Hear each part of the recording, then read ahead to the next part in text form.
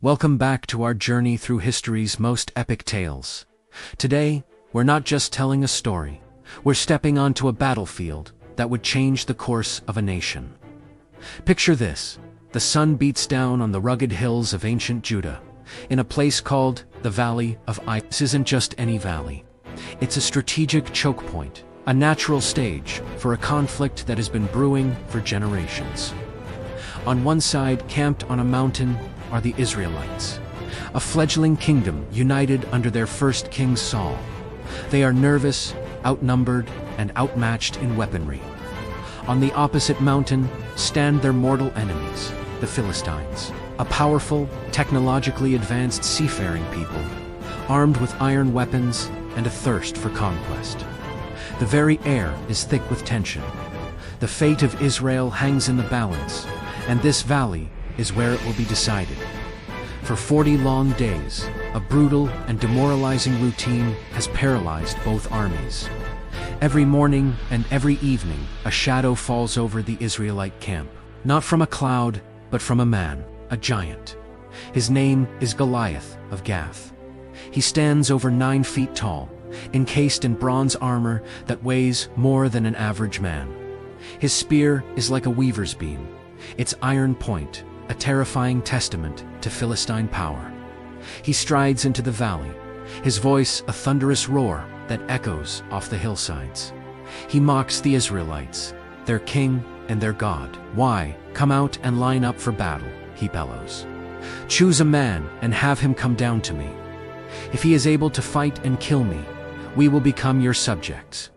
But if I overcome him and kill him, you will become our subjects and serve us." Imagine the fear. 40 days of this. The Israelite soldiers, once brave warriors, can only huddle in their trenches, their courage shrinking with every taunt. Their morale is shattered. In his royal tent, King Saul is trapped in a prison of his own anxiety. He is the king, the chosen leader, taller than any other Israelite. Yet he is just as terrified as his men. He has offered riches, his own daughter's hand in marriage, and tax exemption to any man who can defeat this monster. But there are no takers. Despair is a sickness spreading through the camp, and as the 40th day dawns, hope seems all but lost. Who could possibly face such a foe? The answer is about to arrive from the most unexpected of places. Have you ever felt like you're facing a giant in your life? A problem so big, so intimidating, that everyone else just runs away? Well, let me tell you a story about a young boy who did just that, and it might just change the way you see your own giants. Our story begins not on a grand stage, but in the quiet fields of Bethlehem. Here we meet David, a young shepherd, but don't let his age fool you. He wasn't just watching sheep, he was protecting them. Every day was a lesson in courage and skill. With his trusty sling, he became a master marksman, defending his flock from the very real dangers of the wild. His life was simple, filled with the sounds of his harp and the bleating of his sheep. But it was preparing him for something much, much bigger. One day, his father Jesse sends him on an errand. "Take this food to your brothers," he says, "and see how they are doing." His 3 oldest brothers were soldiers in King Saul's army, facing off against their sworn enemies, the Philistines. So David packs the supplies and heads to the front lines. When he arrives, the scene is tense. The Israelite army is frozen in fear. For 40 days, a Philistine giant named Goliath has been striding out, mocking them, challenging them to send a champion to fight him. Goliath is a mountain of a man, covered in bronze armor, carrying a spear the size of a weaver's beam.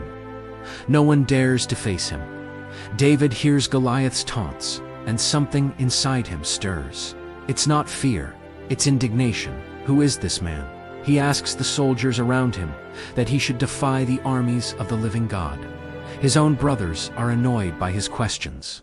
"Why did you even come here?" they scoff. "Go back to your sheep." But David can't just turn away. He sees the fear paralyzing his people, and he knows something has to be done. Word of this fiery young shepherd, who isn't afraid of the giant, reaches the king's tent. King Saul, desperate for a hero, summons David. Imagine the scene, the weary king, weighed down by his crown and his fears, looking at this young, ruddy shepherd boy standing before him. Saul is skeptical. "You can't go fight this Philistine," he says. "You are only a boy, and he has been a warrior since his youth." It's a reasonable argument, but David has a response that Saul isn't expecting.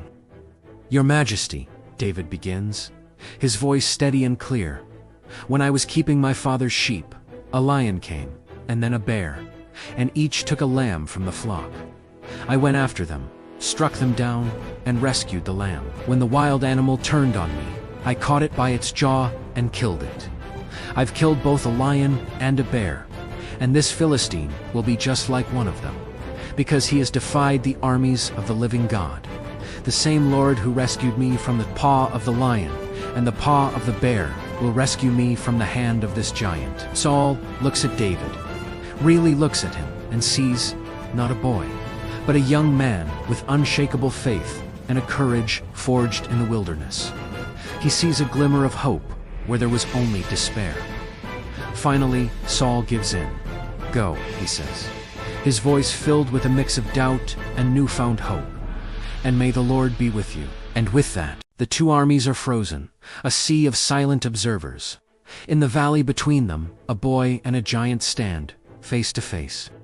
Goliath, a walking mountain of bronze and iron, roars with laughter. He looks at David, this shepherd boy with a simple tunic, a staff and a sling, and sees an insult. "Am I a dog," he bellows, "that you come at me with sticks?" His voice echoes off the hills, a sound meant to shatter courage, but David doesn't flinch. He is calm, his eyes fixed on the giant. He doesn't see a 9-foot warrior. He sees an obstacle to his faith. "You come against me with sword and spear and javelin." David's voice rings out clear and steady. "But I come against you in the name of the Lord Almighty, the God of the armies of Israel, whom you have defied." He speaks not with the arrogance of a fighter, but with the unshakable certainty of a believer. Goliath's laughter dies in his throat, replaced by a snarl of fury. He lumbers forward, each step shaking the ground, his massive spear aimed at David's heart. This is the moment. David doesn't wait. He runs towards the giant, a picture of fearless resolve. Reaching into his bag, he pulls out a single smooth stone. He places it in his sling and begins to whirl it. Faster and faster, a blur of motion. The air whistles. The tension is unbearable. With a final, powerful swing, David releases the stone. It flies straight and true, a tiny missile against an immense target. It strikes Goliath squarely on the forehead, the one small spot unprotected by his helmet. The giant stops. A look of disbelief crosses his face. Then, like a felled tree, he crashes to the ground with a thunderous impact that silences the world. For a heartbeat, no one moves. Then, a collective gasp ripples through the Philistine ranks. Their champion, their unstoppable force, is gone. Panic erupts. They turn and flee, a terrified mob. On the other side, a cheer explodes from the Israelite army. It's a roar of disbelief, relief, and triumphant joy. They surge forward, chasing their rooting enemies, their fear replaced by a newfound courage, all inspired by one boy's faith. Later, David, still holding the giant's sword, is brought before King Saul. The king looks at the young hero, the shepherd who has just changed the course of their nation's history, with a mixture of awe and wonder. This single act of courage wasn't just the end of a battle, it was the beginning of a legend. It set David on a path to kingship and cemented his place as one of history's greatest figures. It's a timeless reminder that the size of your opponent doesn't matter. What matters is the size of your faith and the courage to stand for what you believe in. Thanks for watching. If you enjoyed this story, don't forget to like and subscribe for more.